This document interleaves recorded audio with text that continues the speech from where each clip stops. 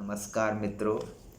आज हम महापुरुष शब्द की प्रयोग सीमा पर विचार करेंगे और यह जानने का प्रयास करेंगे कि महिलाओं के लिए महापुरुष शब्द का प्रयोग उचित है अथवा नहीं, और अगर नहीं तो कौन सा शब्द चलाया जाए। महापुरुष शब्द का सबसे पुराना साक्ष्य मेरी जानकारी में श्रीमद् भागवत पुराण है, जिसमें विष्णु की स्तुति करते हुए कहा गया है, वंदे महापुरुष ते चरणारविंदम।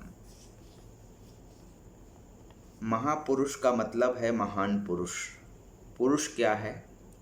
पुरुष वैसे तो आजकल मर्दवाची है और बहुत समय से मर्दवाची होकर समाज में प्रतिष्ठित है, लेकिन वैदिक साहित्य में पुरुष शब्द मानव जाति के लिए या इंसान के लिए प्रयुक्त हुआ है, ऐसा कहा जा सकता है। ऋग्वेद का पुरुष सूक्त हो या अथर्ववेद के कुछ अंश, उन्हें देखने पर तो ऐसा ही लगता है, लेकिन धीरे धीरे सभ्यता के विकास में, भाषिक विकास की प्रक्रिया में यह शब्द सिकुड़ते हुए मर्द मात्र का वाचक बन गया और लगता है कि अमर कोश नामक कोश ग्रंथ की रचना के समय तक पुरुष शब्द मर्दवाची हो चुका था।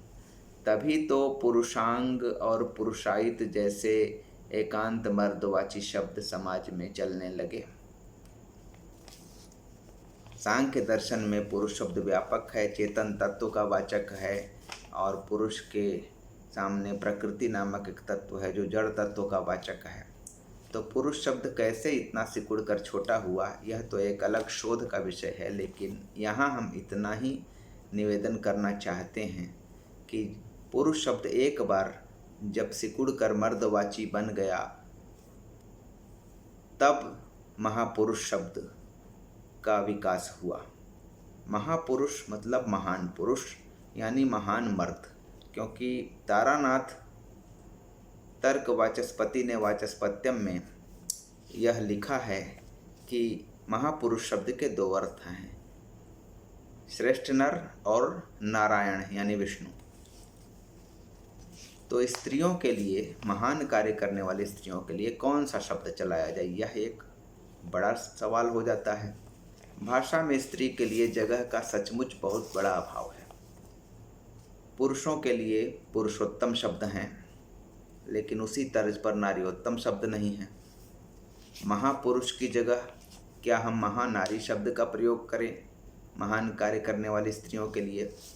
हिंदी के प्रसिद्ध मनोवैज्ञानिक उपन्यासकार इला चंद्र जोशी ने एक किताब लिखी थी, महापुरुषों की प्रेम कथाएं।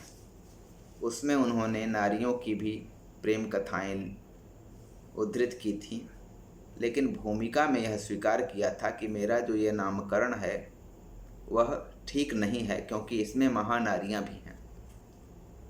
अब इला चंद्र जोशी ने महानारी शब्द का प्रयोग किया। क्या हम महानारी शब्द का प्रयोग आज करें जो महान कार्य करने वाली स्त्रियां हैं उनके लिए? यह शब्द कहीं व्यंग्यात्मक तो नहीं हो जाता? क्या हम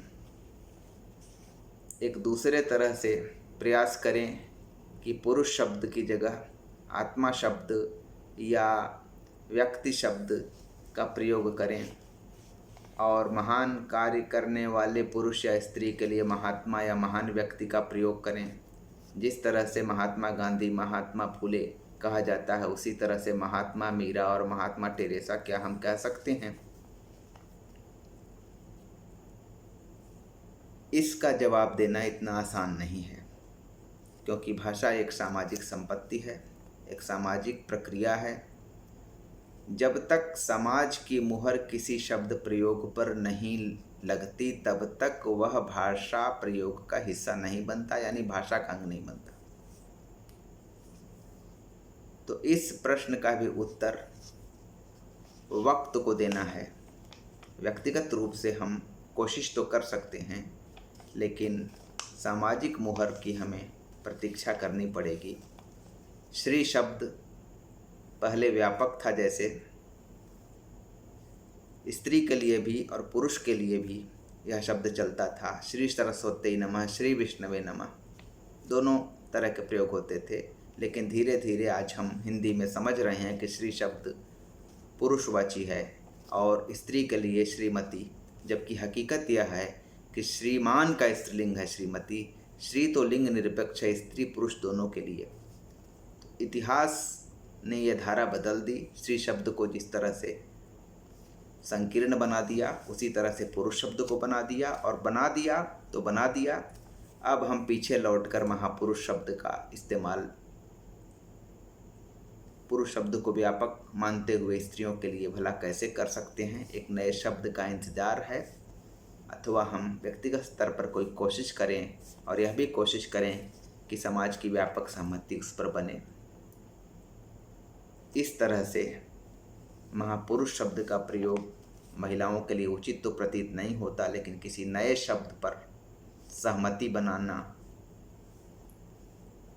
भविष्य के गर्भ में है। आज इतना ही।